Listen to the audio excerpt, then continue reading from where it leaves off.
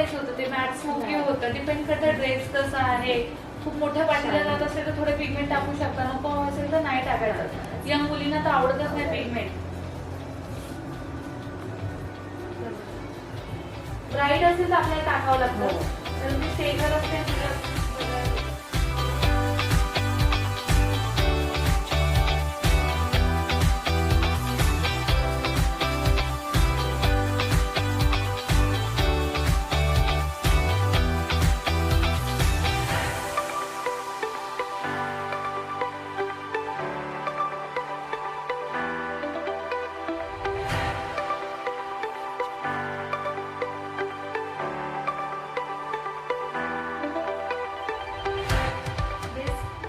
कुठे कुठे अप्लाय केला कळलं.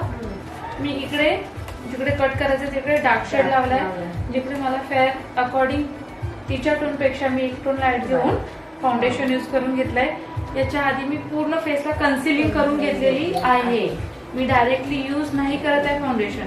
ठीक आहे, आता हे ऍप्लिकेशन झालं आपलं. आता आपण काय करणार आहोत, ब्लेंडिंग. मग अशी मी तुम्हाला ब्युटी ब्लेंडरने दाखवलं. कशाने करते,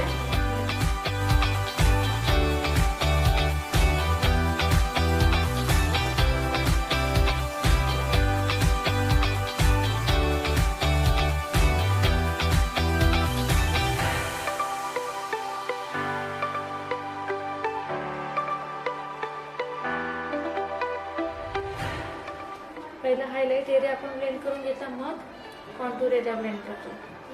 म्हणजे काय होईल, हे सगळं लपून आहे. डार्क कलर फेअर मध्ये येईल.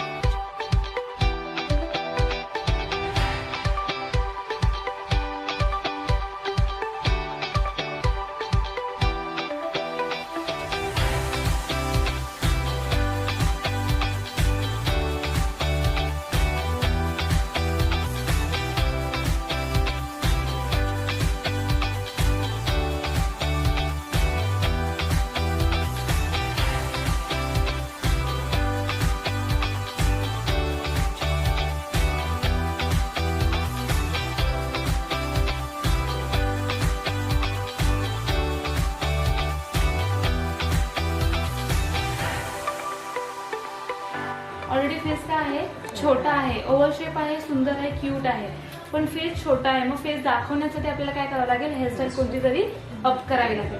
किंवा इन जनरल आपण रिसेप्शनसाठी कोणतीही अप आणि मेसी हेअरस्टाईलच करत असतो किंवा प्लेन अप मध्ये असते. जर काहीचा फेस माझ्यासारखा मोठा असता किंवा आणखी कोणासारखा मोठा असता तर मी काय ट्राय केलं असतं, ओपन हेअर, ताकी त्याचा फेस कट व्हावा. ठीक आहे.